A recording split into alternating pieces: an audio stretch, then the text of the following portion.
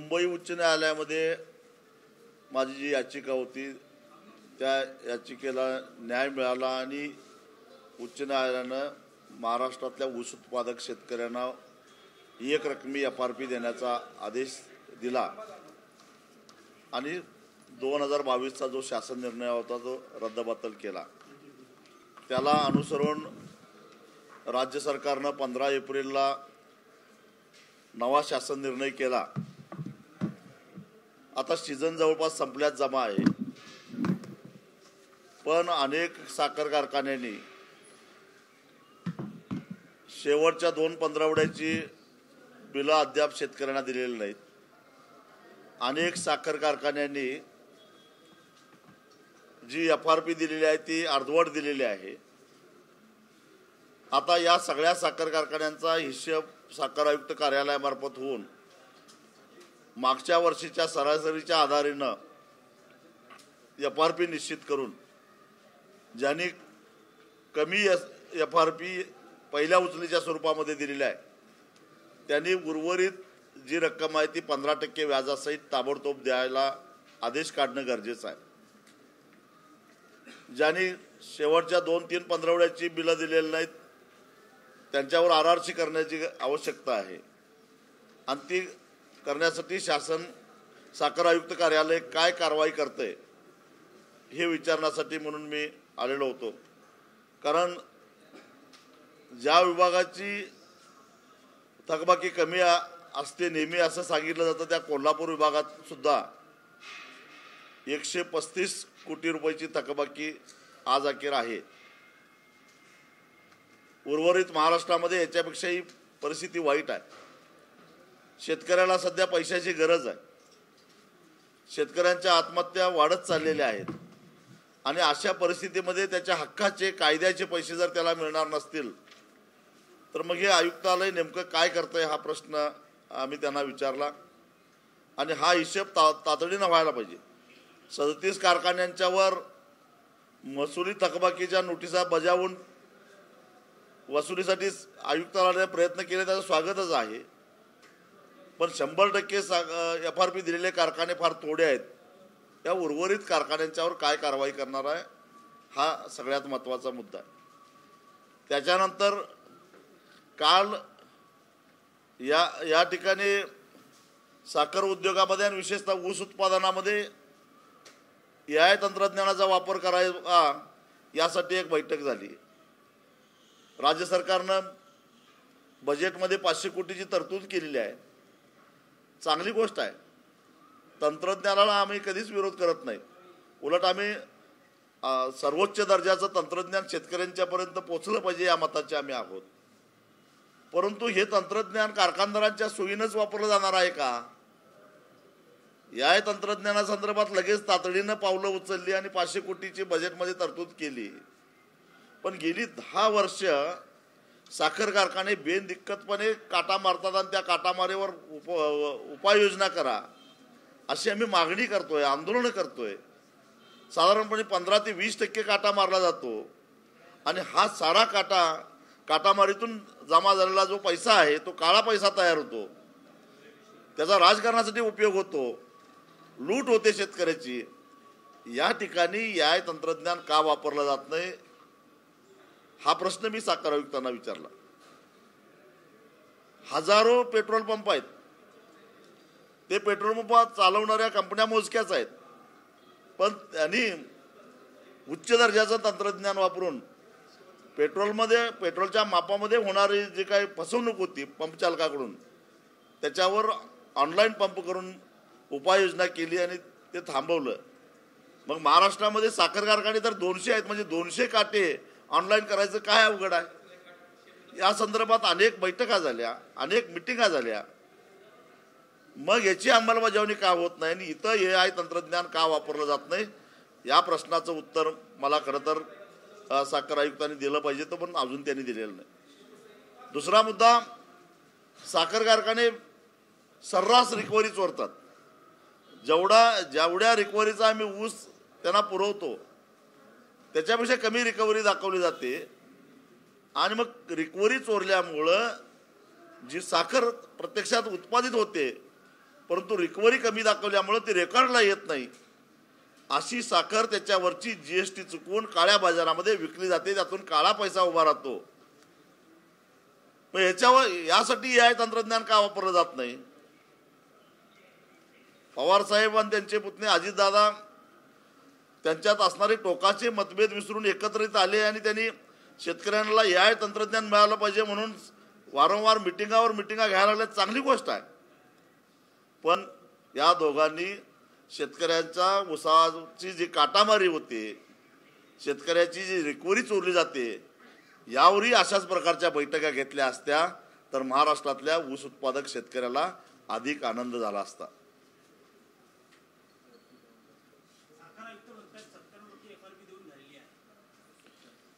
त्यांच्याकडे अजूनही आकडेवारी नाही आहे।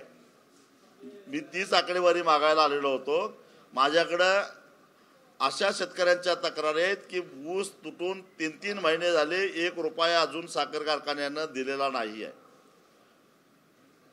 मग 97% रिकव्हरी FRP दिली असं कसं काय म्हणू शकतात? अनेक साखर कारखान्यांनी अर्धवट FRP दिलेली आहे आणि आता 15 एप्रिलचा शासन निर्णय झाल्यानंतर उर्वरित रक्कम व्याजासकट दिली पाहिजे।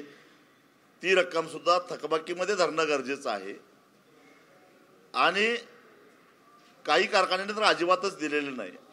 त्यामुळं 97% FRP शेतकऱ्याला मिळालेले आहे हे म्हणणं पूर्णपणे चुकीचं आहे आणि म्हणूनच त्यांच्याकडे आम्ही आकडेवारी मागितली आहे।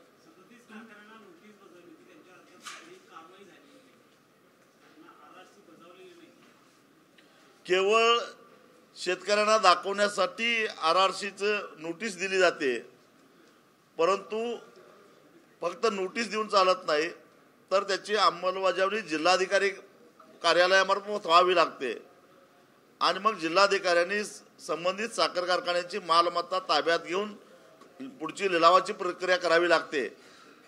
तिथं मात्र राजकीय हस्तक्षेप होतो, कारण खाजगी असो किंवा सहकारी असो बहुतेक साखर कारखाने हे राजकीय नेत्याशी संबंधित असल्यामुळं ही अंमलबजावणी होत नाही आणि म्हणूनच सरकार पक्षपातीपणे वागतं, साखर कारखानदारांना धार्जिना अशा प्रकारचं धोरण राबवतं, हाच आमचा आरोप आहे।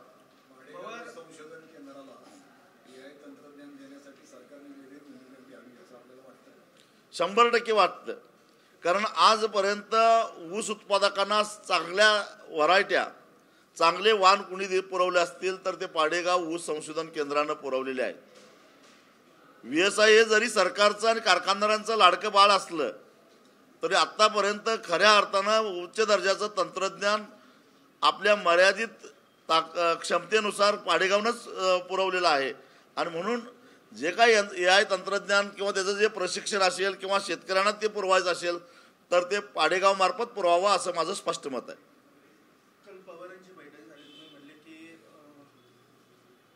ऊस उत्पादक शेतकऱ्यासाठी काय ते तंत्रज्ञानाचा वापर केलाय, पण जो ऊस जातो ज्यासाठी शेतकऱ्यांना फायदा होतो त्यासाठी कुठलाही फायदा ते AI तंत्रज्ञानाचा होत नाही, कारण काटामारी असेल किंवा पॅटर्न विषय असेल अनेक तुम्ही मांडलेले, यात काय तुम्हाला भेट वाटतात का त्यांची? याचं कारण पवार साहेब असोत किंवा अजितदादा असोत हे कधीही कारखानदारांच्या विरोधात भूमिका घेत नाहीत। काटा कोण मारतं? साखर कारखानदार मारतात। रिकव्हरी कोण चोरतं? साखर कारखानदार चोरतात। पवार साहेबांचे अनुयायी कोण आहेत? साखर कारखानदार आहेत। अजितदादांचे अनुयायी कोण आहेत? साखर कारखानदार आहेत। मग तुमच्या साखर कारखान्याला ऊस कमी पडतो म्हणून शेतकऱ्यांना नवीन तंत्रज्ञान देऊन त्यांना ऊसाचं उत्पादन वाढवायला सांगतात, ठीक आहे, चांगली गोष्ट आहे, पण शेतकऱ्यांना घाम गाळून कष्ट करून निसर्गाशी 2 हात करून उत्पादित केलेल्या ऊसाचं नीट वजन का करत नाही? त्याच्या हक्काच्या ऊसाचं वजनाची चोरी होते, त्यावर पवारसाहेब अजितदादा का बोलत नाहीत? त्याचे उच्च दर्जाचं 14% रिकव्हरीचा ऊस त्यानं कारखान्याला पुरवून सुद्धा त्याची रिकव्हरी कमी आहे म्हणून त्याला कमी दर दिला जातो, कारण रिकव्हरी चोरली जाते। याबद्दल पवार साहेब का बोलत नाहीत? अजितदादा का बोलत नाहीत? हा ऊस उत्पादक शेतकऱ्यांचा प्रश्न आहे।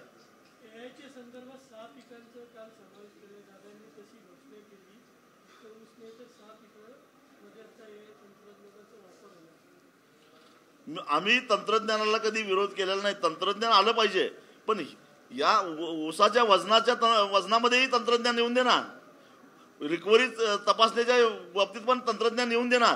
तिथं तंत्रज्ञान का येत नाही, का आणलं जात नाही, या प्रश्नाचं उत्तर दोन्ही पवारांनी आम्हाला द्यावं.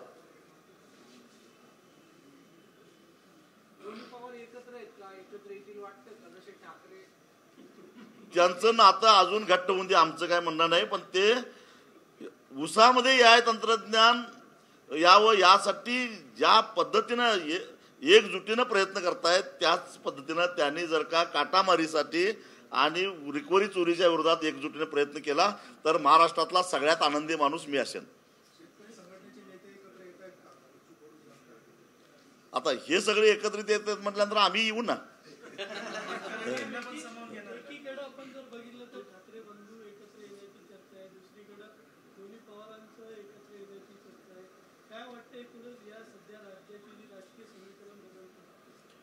कोण कसं एकत्रित येतंय, कशासाठी येतंय, याच्याशी आम्हाला काही देणं घेणं नाही. आणि महाराष्ट्राची संस्कृती अशी आहे की एकत्र भेटलं म्हणजे वैचारिक परिवर्तन झालं असं काही होत नाही. परस्पर विरोधी मताची माणसं सुद्धा एकमेकाला भेटत असतात. ती आपली संस्कृती आहे. पण जसं स्वार्थासाठी एकत्र न येता जनतेसाठी एकत्रित आलं तर ती चांगलीच गोष्ट आहे. त्याचं स्वागतच केलं पाहिजे. ती निवडणुकीसाठी झालेली युती होती. स्वाभिमानी शेतकरी संघटना ही प्रामुख्यानं जवळपास 90% काम शेतकऱ्यांच्यासाठी करणारी संघटना आहे. आणि त्यामुळं आम्ही आमचं काम करत आहोत. पुन्हा कधी निवडणुका होतील त्यावेळी ती युती ठेवायची काय नाही ठेवायचा याचा विचार करू आम्ही.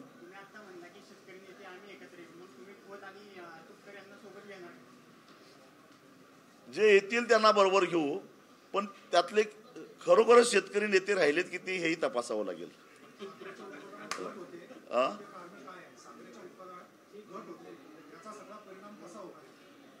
साखर उत्पादनात जेवढी घट दाखवली जाते तेवढी घट झालेली नाही. मी जबाबदारीनं बोलतोय, कारण माझं आजपर्यंतचं निरीक्षण असं आहे, जेव्हा ऊसाचं एकरी उत्पादन घटतं तेव्हा रिकव्हरी वाढलेली असते. यावर्षी ऊसाचं उत्पादनही घटलेलं आहे आणि रिकव्हरीही घटलेली आहे. याचाच अर्थ रिकव्हरी चोरलेली आहे, म्हणजे काळ्या बाजारामध्ये साखर आहे. त्यामुळे साखरेचं उत्पादन फार घटलं असं म्हणणं धाडसाचं ठरेल. रेकॉर्डवर घटलेलं आहे, कागदावर घटलेलं आहे, प्रत्यक्षात फार घटलेलं नाही आहे ना. गोडाऊनमध्येच आहे, त्यांच्याकडेच आहे.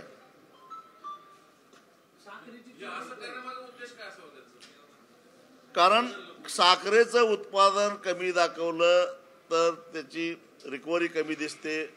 त्यामुळं शेतकऱ्याला ऊसाचा दर कमी द्यावा लागतो. ही जी रेकॉर्डवर नसलेली जी साखर आहे ती मार्केटमध्ये विकून कारण त्याची रिसीट देता येत नाही, त्याच्यावरचा GST चुकवता येतो आणि तो पैसा थेट काळा पैसा म्हणून कारखानदारांना मिळतो. मोठा फ्रॉड आहेच. आणि या संदर्भामध्ये मी तुम्हाला एक आठवण सांगतो. 1-1.5 वर्षापूर्वी आमच्या कार्यकर्त्यांनी कोल्हापूरमध्ये एक साखरेचा ट्रक पकडलेला होता. त्यावेळच्या साखर आयुक्तांना मी फोन करून सांगितलं की साखर कारखान्यातून बाहेर पडलेला परंतु त्यांच्याकडे पावती नसलेला, पोत्यावर कुठल्या कारखान्याचा कसलाही शिक्का नसलेला पण साखर असलेला असा हा ट्रक आहे आणि ही रिकव्हरी चोरलेली साखर आहे. ती जप्त करून कारखान्यांच्यावर कारवाई करा. त्यावेळच्या साखर आयुक्तांनी मला उत्तर दिलं की आम्ही फक्त शेतकऱ्याला FRP मिळाली का नाही हे बघायचं काम करतो, साखर चोरली का नाही हे बघायचं काम आमचं नव्हे. नंतर मी GST कमिशनरना जाऊन कोल्हापूरला भेटलो. त्यांना विनंती केली की आम्ही ट्रक पकडलेला आहे, तो ट्रक ताब्यात घ्या, त्याच्या GST चोरलेला आहे, जप्त करा. त्यांनी सुद्धा तो ट्रक पकडायला ताब्यात घ्यायला असमर्थता व्यक्त केली. मी जिल्हा पोलीस प्रमुखांना भेटलो. त्यांना विनंती केली की आम्ही चोरी पकडलेली आहे, मुद्देमाल तेवढा ताब्यात घ्या. त्यांनी सांगितलं की सक्षम व्यक्तींनी तक्रार केल्याशिवाय हा मुद्देमाल आम्ही ताब्यात घेऊ शकत नाही. आम्ही विचारलं सक्षम म्हणजे कोण? कारखान्याचा कोणतरी माणूस. आता कारखान्याचा संचालक कसा तक्रार करणार? चोरले त्यांनीच. मग मी विनंती केली सभासदांच्या वतीनं, मी विनंती केली, सभासद एक घेऊन गेलो कारखान्याचा, तर ते म्हटले सभासदाला तो अधिकार नाही आहे. आणि माझ्या डोळ्यासमोर कुणाची तक्रार नाही असं समजून पोलिसांनी तो ट्रक सोडून दिला. ही साखरेच्या चोरीची कथा आहे. मी 3 खाती सांगितली. पोलीस खातं म्हणतंय सक्षम व्यक्तीनं तक्रार केल्याशिवाय आम्ही ही चोरीचा गुन्हा दाखल करून घेत नाही. जीएसटी कमिशनरना विनंती केली, जीएसटी चुकवलेली साखर आहे याच्यावर 10% ताब्यात घ्या. त्यांनी असमर्थता व्यक्त केली. साखर आयुक्तांच्याकडे गेलो. साखर आयुक्त म्हणाले की मी फक्त FRP मिळाली का नाही हे तपासायचं काम करतो, बाकीचा आमचा काही संबंध नाही. सहकारी साखर कारखाना असल्यामुळं जिल्हा लेखापरीक्षकांना मी विनंती केली. ते म्हटले की फक्त आमचं काम व्हाउचर तपासायचं आहे, चोरी पकडण्याचं काम आमचं नाही. मग तक्रार करायची कोणाकडे?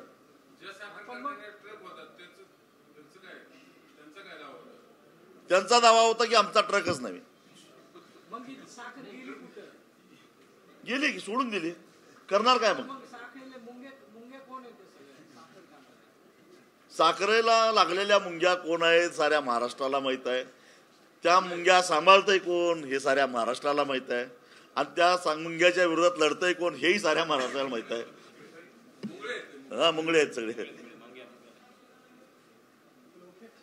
चला, ओके.